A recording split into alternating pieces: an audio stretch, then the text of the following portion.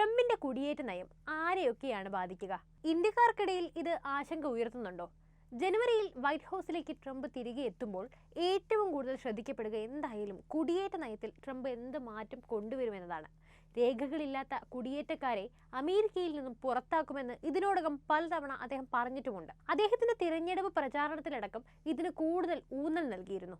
അതുകൊണ്ട് തന്നെ ഈ വിഷയം ട്രംപ് കൂടുതൽ ഗൗരവമായി കൈകാര്യം ചെയ്യുമെന്ന് തന്നെയാണ് അദ്ദേഹവുമായി അടുത്ത വൃത്തങ്ങൾ പറയുന്നത്. ട്രംപിന്റെ പുതിയ നയങ്ങൾ അമേരിക്കയിലുള്ള നിരവധി ഇന്ത്യക്കാരെ അടക്കം ഒരുപക്ഷെ ബാധിച്ചേക്കുമെന്ന് നിരവധി വിദഗ്ധർ ഇപ്പോൾ അഭിപ്രായപ്പെടുന്നുണ്ട്. എന്താണ് ഇതിന് പിന്നിൽ സത്യം? ട്രംപിന്റെ കുടിയേറ്റ നയത്തെയും അതുപോലെ തന്നെ ഇന്ത്യക്കാരെ ഇത് ബാധിക്കുന്നത് എങ്ങനെയാണെന്നും നമുക്ക് വിശദമായി തന്നെ മനസ്സിലാക്കാം. ട്രംപിന്റെ വിജയം ഇന്ത്യക്ക് വെല്ലുവിളികളും അവസരങ്ങളും ഒരുപോലെ നൽകുന്നുണ്ട്. ട്രംപിന്റെ നയങ്ങൾ നമ്മുടെ സമ്പദ് വ്യവസ്ഥ, സുരക്ഷാ താൽപ്പര്യങ്ങൾ, രാഷ്ട്രീയ ബന്ധങ്ങൾ എന്നിവയെ എങ്ങനെ ബാധിക്കുമെന്നത് നിർണായകമാണ്. പ്രതിരോധ സഹകരണത്തിനും ആഗോള നയ രൂപീകരണത്തിനും മൂല്യവത്തായ അനുകൂല ഘടകങ്ങൾ നൽകുന്നുണ്ടെങ്കിലും സാമ്പത്തിക അനിശ്ചിതത്വം, കുടിയേറ്റ നിയന്ത്രണം തുടങ്ങിയവയിൽ ട്രംപിന്റെ നിലപാട് നിർണായകമാകും. കുടിയേറ്റ നയത്തിൽ H-1B, L-1, F-1 തുടങ്ങിയ കുടിയേറ്റേതര വിസ പ്രോഗ്രാമുകളിലാണ് ട്രംപ് ശ്രദ്ധ കേന്ദ്രീകരിച്ചത്. ഇത് വിസ ഉടമകൾക്കും അവരുടെ കുടുംബങ്ങൾക്കുമിടയിൽ ഒരുപാട് വെല്ലുവിളികൾ സൃഷ്ടിക്കും. എന്തൊക്കെയാണ് ആ വെല്ലുവിളികൾ? അത് നമുക്ക് ആദ്യം പരിശോധിക്കാം. ഒന്നാമത്, US-ലെ ഉയർന്ന വൈദഗ്ധ്യമുള്ള തൊഴിലിനായി IT മേഖല വ്യാപകമായി ഉപയോഗിക്കുന്ന H-1B വിസ പ്രോഗ്രാമിന് പുതിയ നിയന്ത്രണങ്ങൾ നേരിടേണ്ടി വന്നേക്കാം. ഉയർന്ന വേതന ആവശ്യകതകൾ, കർശനമായ യോഗ്യതാ മാനദണ്ഡങ്ങൾ, വർദ്ധിച്ച RFEകൾ, മൂന്നാം കക്ഷി പ്ലേസ്മെന്റുകളിൽ കർശനമായ നിയന്ത്രണങ്ങൾ എന്നിവ ഇതിൽ ഉൾപ്പെട്ടേക്കാം. എന്നിരുന്നാലും മെറിറ്റ് അധിഷ്ഠിത സംവിധാനത്തെക്കുറിച്ച് ട്രംപ് സൂചന നൽകിയിട്ടുമുണ്ട്. ഇത് ഇന്ത്യയിൽ നിന്നുള്ള ഉയർന്ന വൈദഗ്ധ്യമുള്ള പ്രൊഫഷണലുകൾക്ക്, പ്രത്യേകിച്ചും സാങ്കേതികവിദ്യ, എഞ്ചിനീയറിംഗ് തുടങ്ങിയ മേഖലകളിൽ പ്രയോജനം ചെയ്യും. നൈപുണ്യങ്ങൾക്കും യോഗ്യതകൾക്കും ഊന്നൽ നൽകുന്നത് ശക്തമായ വിദ്യാഭ്യാസ പശ്ചാത്തലത്തിനും വിപുലമായ അനുഭവമുള്ളവർക്ക് ഒരു മുൻതൂക്കം നൽകിയേക്കാം. രണ്ടാമതെന്ന് പറയുന്നത്, ട്രംപ് തന്നെ പൊതു ചർച്ചകളിലൊന്നിൽ US ബിരുദം നേടിയ എല്ലാവർക്കും ഡിപ്ലോമയ്ക്കൊപ്പം ഗ്രീൻ കാർഡ് നൽകണമെന്ന് സൂചിപ്പിച്ചുവെങ്കിലും US-ൽ പഠിക്കാൻ ആഗ്രഹിക്കുന്ന ഇന്ത്യൻ വിദ്യാർത്ഥികൾക്ക് കർശന നിയന്ത്രണങ്ങൾ നേരിടേണ്ടി വന്നേക്കാം. F-1 സ്റ്റുഡന്റ് വിസകളും ഓപ്ഷണൽ പ്രാക്ടിക്കൽ ട്രെയിനിങ് പ്രോഗ്രാമുകളും ബിരുദാനന്തര ബിരുദത്തിന് പരിമിതമായ കാലയളവിലേക്ക് US-ൽ ജോലി ചെയ്യാൻ ബിരുദധാരികളെ അനുവദിക്കുന്നു. പുതിയ നിയന്ത്രണങ്ങൾ നോൺ സ്റ്റെം വിദ്യാർത്ഥികൾക്ക് തൊഴിൽ അവസരങ്ങൾ പരിമിതപ്പെടുത്തിയേക്കാം. അതേസമയം സ്റ്റെം ബിരുദധാരികൾക്കായി മെച്ചപ്പെട്ട ഗ്രീൻ കാർഡ് പാതകൾ അവർക്ക് തൊഴിൽ സേനയിലേക്ക് മാറുന്നതും ദീർഘകാല തൊഴിൽ സുരക്ഷിതമാക്കുന്നതിനും എളുപ്പമാകും. അടുത്തതെന്ന് പറയുന്നത്, ഗ്രീൻ കാർഡുകൾക്കായി കാത്തിരിക്കുമ്പോൾ നിലവിൽ US-ൽ ജോലി ചെയ്യാൻ അനുവദിച്ചിരിക്കുന്ന H-4 വിസയിലുള്ള H-1B ഹോൾഡർമാരുടെ പങ്കാളികൾക്ക് പുതിയ തടസ്സങ്ങൾ നേരിടേണ്ടി വന്നേക്കാം. ട്രംപിന്റെ മുൻ ഭരണകൂടം H-4 വിസ ഉടമകൾക്കുള്ള തൊഴിൽ അംഗീകാരം അവസാനിപ്പിക്കാൻ ശ്രമിച്ചിരുന്നു. ഒരു പുതുക്കിയ ശ്രമം ഇരട്ട വരുമാനത്തെ ആശ്രയിക്കുന്ന കുടുംബങ്ങളെ തളർത്തുകയും ചെയ്യും. കൂടാതെ ദൈർഘ്യമേറിയ പ്രോസസ്സിംഗ് സമയവും ബയോമെട്രിക്സിലെ കാലതാമസവും ആന്തരിക USCIS മെമ്മോകളിലെ അവതരിപ്പിക്കാൻ സാധ്യതയുള്ളതിനാൽ തന്നെ H-4 വിസ ഉടമകൾക്ക് സമയബന്ധിതമായി തൊഴിലംഗീകാരം ലഭിക്കുന്നതിന് തടസ്സമാകും. അതുപോലെ തന്നെ ഇതര താമസ ഓപ്ഷനുകൾ തിരയുന്ന ഇന്ത്യക്കാർക്ക് നിക്ഷേപക വിസ ഇപ്പോഴും ആകർഷകമാണ്. മറ്റെല്ലാ ഓപ്ഷനുകളെക്കാളും വേഗത്തിൽ സ്ഥിരതാമസത്തിനുള്ള ഒരു റൂട്ട് വാഗ്ദാനം ചെയ്യുന്നു. ഈ വിസ നിക്ഷേപകരെ H-1B പോലെയുള്ള തൊഴിൽ വിസകളുമായി ബന്ധപ്പെട്ട അനിശ്ചിതത്വത്തെ മറികടക്കാൻ അനുവദിക്കുന്നു. കൂടുതൽ സുരക്ഷിതമായ റെസിഡൻസി പാത നൽകുന്നുണ്ട്. മറ്റൊന്ന്, ട്രംപ് ഭരണകൂടത്തിന് കീഴിൽ വിസ വിഭാഗങ്ങളിലുടനീളമുള്ള ഡോക്യുമെന്റേഷനും പാലിക്കൽ ആവശ്യകതകളും കൂടുതൽ കർക്കശമാക്കും. ഇത് വിശദാംശങ്ങളിൽ സമഗ്രമായ ശ്രദ്ധയും നിയമ പ്രോട്ടോക്കോളുകൾ പാലിക്കുകയും വേണം. അപേക്ഷകരും തൊഴിലുടമകളും വിപുലമായ ഡോക്യുമെന്റേഷൻ പ്രക്രിയകൾക്കായി തയ്യാറെടുക്കുകയും എല്ലാ ഫയലിങ്ങുകളും കൃത്യമാണെന്ന് ഉറപ്പുവരുത്തുകയും വേണം. കാരണം ചെറിയ പിശകുകൾ പോലും കാലതാമസത്തിനോ അത് നിരസിക്കാനോ ഇടയാക്കും. അടുത്തത്, മുസ്ലിം ഭൂരിപക്ഷ രാജ്യങ്ങളിൽ നിന്നുള്ള പ്രവേശനം നിയന്ത്രിച്ചിരിക്കുന്ന മുസ്ലിം നിരോധനം പുനരാരംഭിക്കുന്നതാണ്. ചില കുടിയേറ്റ ഗ്രൂപ്പുകളെ ലക്ഷ്യമിട്ടുള്ള കൂടുതൽ തിരഞ്ഞെടുത്ത അതിർത്തി നയങ്ങളെ സൂചിപ്പിക്കാം. കൂടാതെ ഇമിഗ്രേഷൻ ആൻഡ് നാഷണാലിറ്റി ആക്ടിലെ സെക്ഷൻ 212F ഉപയോഗിച്ചുള്ള പാൻഡമിക് കാലഘട്ടത്തിലെ നിയന്ത്രണങ്ങൾ ആരോഗ്യ അത്യാഹിതങ്ങളെ അടിസ്ഥാനമാക്കി പ്രവേശനം പരിമിതപ്പെടുത്തുന്നതിനുള്ള മാതൃകയാണ്. അത് തീർച്ചയായും പുനരാരംഭിക്കാനുള്ള സാധ്യതയുണ്ട്. എന്തായാലും ട്രംപിന്റെ ഭരണത്തിന്റെ കീഴിലുള്ള പോസിറ്റീവ് എന്ന് പറയുന്നത് US-ഇന്ത്യ ബന്ധം വൈദഗ്ധ്യമുള്ള പ്രൊഫഷണലുകൾക്ക്, പ്രത്യേകിച്ചും സാങ്കേതിക വിദ്യയിലും വ്യാപാരത്തിലും അവസരങ്ങൾ വർദ്ധിപ്പിക്കും എന്നതാണ്. ഇത് സംബന്ധിച്ച് സ്റ്റീഫൻ മില്ലറെ തന്റെ White House deputy chief of സ്റ്റാഫായി പ്രഖ്യാപിക്കാൻ സാധ്യതയുണ്ടെന്ന വാർത്ത പുറത്തു വന്നതോടെയാണ് ഇമിഗ്രേഷൻ നയങ്ങൾ പുനഃക്രമീകരിക്കാൻ ട്രംപ് പ്രതിജ്ഞാബദ്ധനാണെന്നതിന്റെ വ്യക്തമായ സൂചന ലഭിച്ചത്. അപ്പോൾ നമുക്ക് ട്രംപിന്റെ ഇമിഗ്രേഷൻ നയം കുറച്ചുകൂടി വ്യക്തമായി മനസ്സിലാക്കാം. ഇമിഗ്രേഷൻ സംബന്ധിച്ച കടുത്ത കാഴ്ചപ്പാടുകൾക്ക് പേരുകേട്ട മില്ലർ ഭാവി നയങ്ങളെ, പ്രത്യേകിച്ചും വിസ നിയന്ത്രണങ്ങളുമായി ബന്ധപ്പെട്ട നയങ്ങളെ സ്വാധീനിക്കുന്നതിൽ പ്രധാന പങ്ക് വഹിക്കുമെന്ന് പ്രതീക്ഷിക്കുന്നു.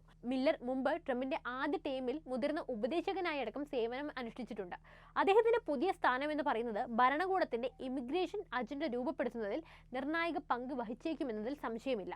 അതേസമയം നിലവിൽ തൊഴിൽ വിസയിലുള്ള നിരവധി ഇന്ത്യൻ പ്രൊഫഷണലുകൾക്ക് മില്ലറുടെ നിയമനം ആശങ്കയുണ്ടാക്കുന്നുമുണ്ട്. ട്രംപിന്റെ നയങ്ങൾ ഉയർന്ന വിസ നിഷേധ നിരക്കിലേക്കും അപേക്ഷകളുടെ കർശന പരിശോധനയിലേക്കും നയിക്കുമെന്ന ആശങ്കയിലാണ് പലരും പ്രകടിപ്പിക്കുന്നത്. ട്രംപിന്റെ നയങ്ങൾ ഉയർന്ന വിസ നിഷേധ നിരക്കിലേക്കും അതുപോലെ തന്നെ അപേക്ഷകരുടെ കർശന പരിശോധനയിലേക്കും നയിക്കുമെന്ന ആശങ്കയാണ് പലരും പ്രകടിപ്പിക്കുന്നത്. അദ്ദേഹത്തിന്റെ ആദ്യ ടേമിൽ നിന്നുള്ള ഡാറ്റ വിസ നിഷേധിക്കലുകളിൽ ഗണ്യമായ വർധനവ് കാണിക്കുന്നുണ്ട് എന്നതും ആശങ്കയ്ക്ക് ഇടയാക്കുന്നുണ്ട്.